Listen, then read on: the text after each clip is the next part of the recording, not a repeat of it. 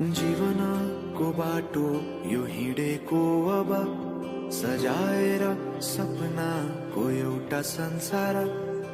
अनगिन्ती यादहरूलाई साथै राखेर हाँसोले खुसीले घर सजाएर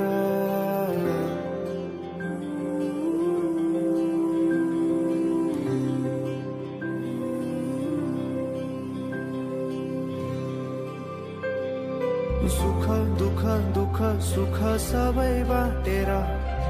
अन्तिम सास फेर्छु तिमीसँगै बाँचेर